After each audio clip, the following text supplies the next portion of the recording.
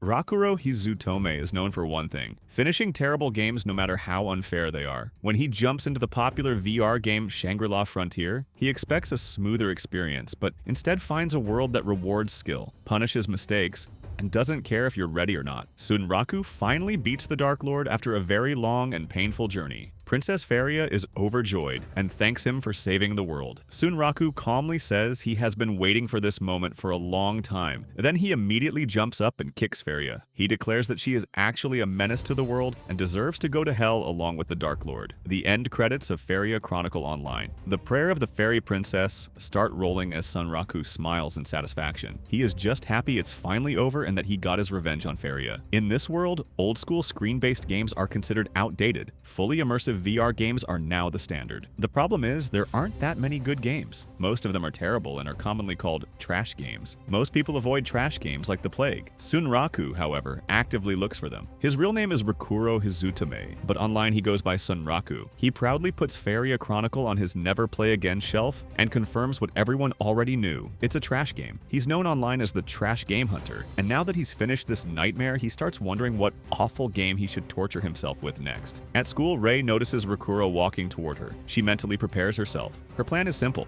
ask him what game he's playing and then casually say it's a coincidence that she's playing the same one. Very smooth, very natural, definitely not obvious at all. Just as Rakuro gets close, Rei steps forward to greet him, but another classmate jumps in first and starts talking to Rakuro. Rei is left standing there, internally screaming, while pretending she totally didn't plan that conversation for the last 5 minutes. After school, Rei stops by the Rock Roll game shop. The shop owner, Mana Iwamaki, is putting up a poster for a new game called Shangri-La Frontier. She mentions that summer vacation starts tomorrow, which usually means more customers and less peace. Rei looks around the shop and asks about Rakuro. Mana tells her he hasn't been coming by lately because he's busy playing a special kind of trash game. Since it's Faria Chronicle, Mana assumes it'll take him a while to finish. Rei recognizes the name. She's heard about it from her sister. Mana confirms that it's a legendary trash game. The AI-controlled allies are useless, enemy attack patterns make no sense, and bugs are everywhere. Beating even the first boss requires serious skill, and many players end up smashing their VR headsets in rage. To make things worse, when you fight the final boss, your character is forced to wear nothing but shorts and a mask. No armor, no dignity. Right as Mana finishes explaining how horrible the game is, Rakuro walks into the shop and asks if she has any other trash games. Rei immediately hides like she's playing stealth mode in real life.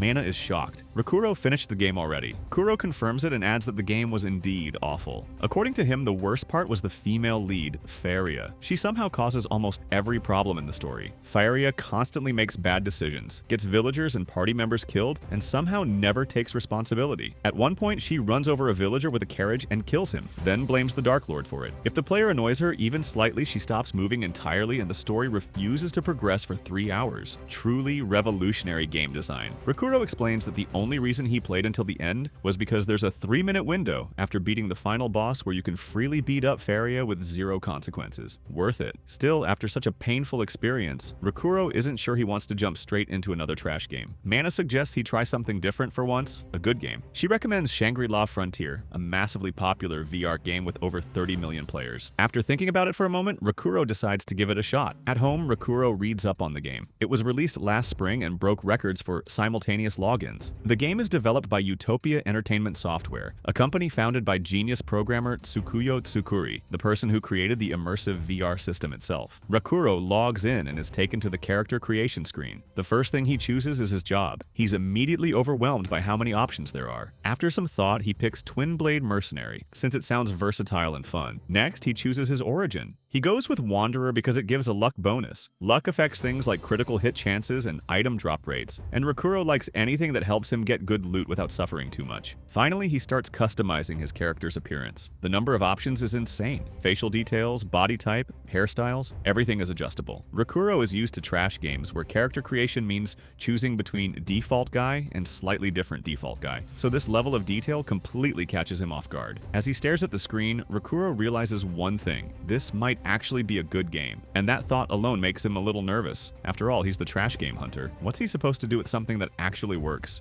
Sunraku has never cared much about fashion in real life or in games. For him, armor is optional, but good weapons are not. When he sees that the game lets him sell his starting equipment, he doesn't hesitate. Armor can wait. Weapons are expensive. He sells everything and ends up with 9,000 units of in-game currency. Now completely naked, he realizes that running around like this might draw attention. Since hiding his body isn't an option, he decides to at least hide his face. The only mask available is a bird mask. It's weird, but it works. Problem solved. For his character name, he chooses Sunraku, the same name he uses in every game. It's made from kanji taken from his real name, so it feels natural to him. With that done, he skips the story introduction without a second thought and jumps straight into the game. Lore can wait. Punching things cannot. Sunraku spawns in the middle of a forest. His movements feel exactly like real life, which immediately catches his attention. He walks around, jumps, and swings his arms just to test things out. Everything feels smooth and responsive, which already feels suspiciously good for someone used to trash games. He opens the in-game map, confused. Normally, games like this start players in a beginner town with friendly NPCs and very weak monsters. Instead, he sees that he's in a place called Rampant Forest, right next to the beginner town Firstia. What he doesn't realize is that players who choose the Wanderer origin don't start in town. They spawn at a random point in the beginner area. Shrugging it off, Sunraku decides to head toward Firstia while checking things along the way. He opens his status screen to look at his stats, but before he can fully process them, a goblin suddenly jumps out and attacks him. Sunraku equips his twin-blade mercenary weapons and swings once. The goblin goes down instantly. One hit, no drama. He levels up right away, and the goblin drops a goblin hand axe. Sunraku isn't impressed. But free loot is free loot. Before he can move on, he hears rustling in the bushes. Something small and fast jumps out at him, a Vorpal bunny. The bunny attacks and Sunraku dodges just in time. He's surprised by how strong and fast it is. This is definitely not a normal beginner enemy. The bunny attacks again. This time Sunraku blocks and counters, landing a critical hit. The bunny keeps going, repeatedly aiming for his neck like it has a personal grudge against him. After a few exchanges, Sunraku gets used to its attack pattern. He blocks again, counters cleanly, and defeats the Vorpal bunny. The result?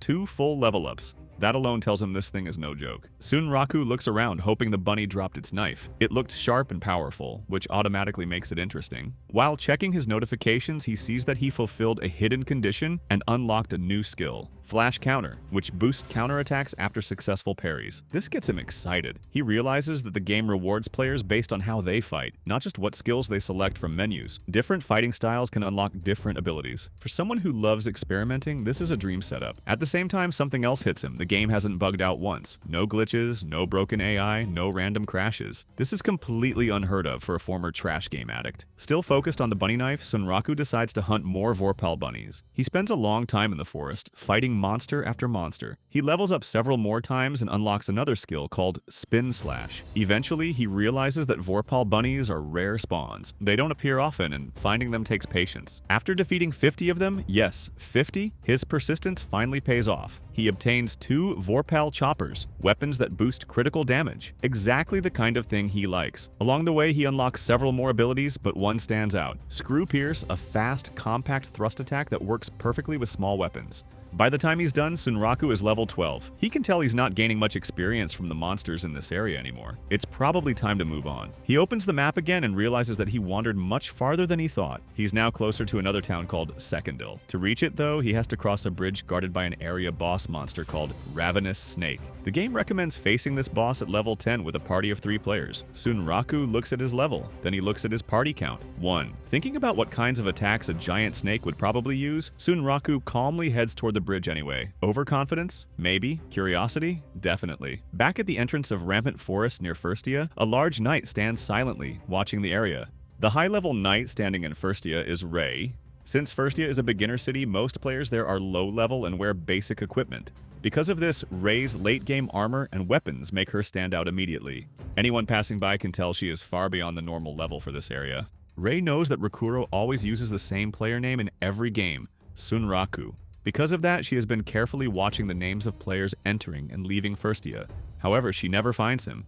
After waiting for a while, she gives up and assumes that she must have missed him earlier. While Ray waits in Firstia, Sunraku reaches the bridge leading towards Secondil and encounters the area boss known as the Ravenous Snake. Instead of attacking immediately, Sunraku decides to first observe how it fights. He activates Tap Step, which increases his evasion and focuses on dodging the snake's attacks. The snake strikes several times, but Sunraku avoids them without much trouble. He assumes that since this is a beginner area boss, it probably does not have instant kill attacks. At the same time, He realizes that because he is not wearing any armor, even a normal attack could easily kill him. With that in mind, he carefully begins attacking the snake.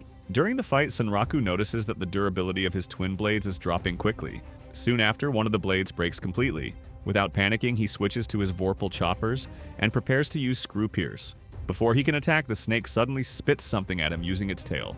Sunraku does not immediately understand what happened, but a system notification informs him that he has been poisoned and will take damage every 10 seconds. Sunraku realizes that he underestimated the boss. Still, he has dealt with worse mechanics in trash games before, so he quickly adjusts. He calculates that he has roughly 4 minutes before the poison defeats him. By this point, Sunraku has already noticed that critical hits in this game are not random. They occur when attacks are performed correctly, such as hitting weak points or striking at the right moment. Since the snake's body is covered in tough scales, he concludes that its main weak point should be the head.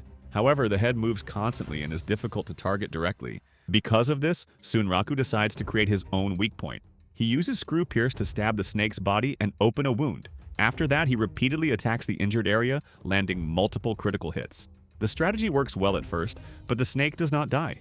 Instead, it forces Sunraku back and regenerates the wound, undoing his progress. At this moment, Sunraku admits that he was too confident. Even though the game feels far more polished than the trash games he usually plays, it is not something he can take lightly. The snake then attempts to swallow him whole. Sunraku blocks the attack just in time. He quickly unequips one of his weapons and grabs the snake's head with his free hand, holding it in place. Using screw pierce, he strikes the snake directly in its left eye, triggering a critical hit and finally killing the boss. After defeating the ravenous snake, Sunraku gains 2 levels and reaches level 14. The boss drops Python Scale and Python Whitehair items. However, Sunraku soon realizes that the poison effect has not worn off. He quickly checks the area to make sure he did not miss any loot, then opens his status screen and assigns all of his new stat points to stamina and agility. Without wasting time, he starts running towards Secondil to find an antidote. Along the way, he realizes that he does not know where the item shops are located. On top of that, he has not registered a respawn point yet, which could cause problems if he dies. At the front gate of Secondil, 2 players named Reiji and Mia are talking. Reiji asks Mia whether she would like to tame a dog-type monster. Mia agrees, explaining that she is not allowed to keep pets in her apartment, so having one in the game sounds appealing. Reiji is clearly excited as it took him 3 months to convince her to start playing Shangri-La Frontier with him. They then notice Sunraku running toward the city at full speed. Mia briefly panics and draws her bow, thinking he might be a monster. Reiji stops her and explains that Sunraku is a player, pointing out the player name displayed above his head. He also mentions that killing other players results in a skull icon appearing next to your name, which most players try to avoid. Mia wonders why Sunraku looks so desperate. Reiji guesses that he was poisoned by the snake boss. He then shouts to Sunraku, telling him that the white building straight ahead is the inn, and that touching the bed inside will register a respawn point. Sunraku runs past them and quickly thanks Reiji as he goes. After watching Sunraku disappear into the city, Reiji comments that when the game first launched, many players were running around in a similar state. He also guesses that Sunraku is using an agility-focused build, and likely sold his armor early on. Mia remarks that Reiji sounds like an experienced player, which clearly makes him happy. Sunraku reaches the inn and manages to touch the bed with exactly 1 HP remaining, successfully registering his respawn point. Immediately afterward, his health drops to 0 and he dies. As a result, his stats receive a temporary reduction as a death penalty.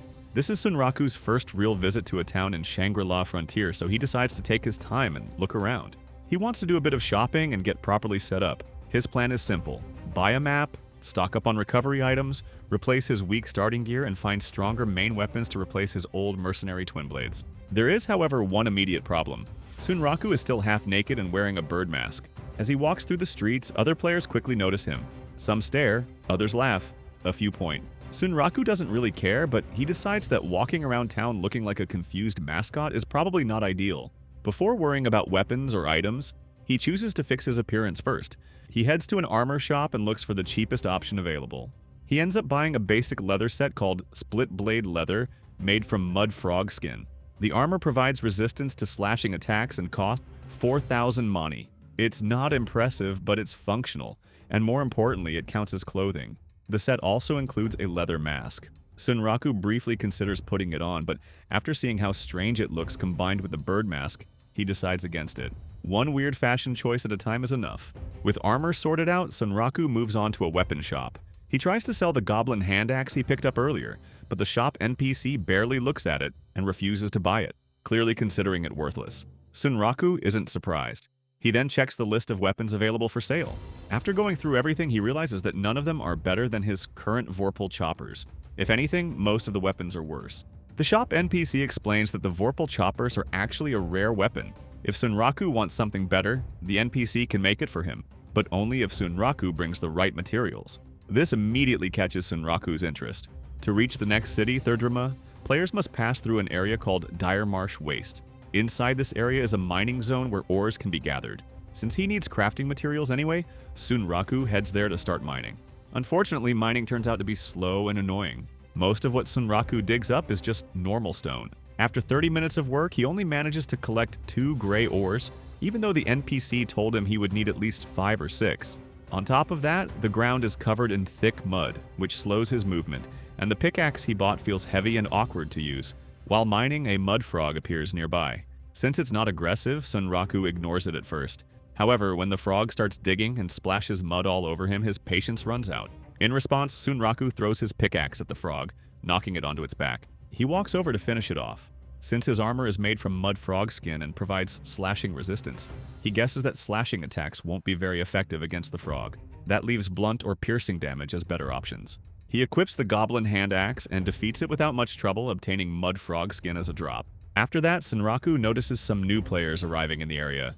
He decides to go back to mining rather than draw attention to himself.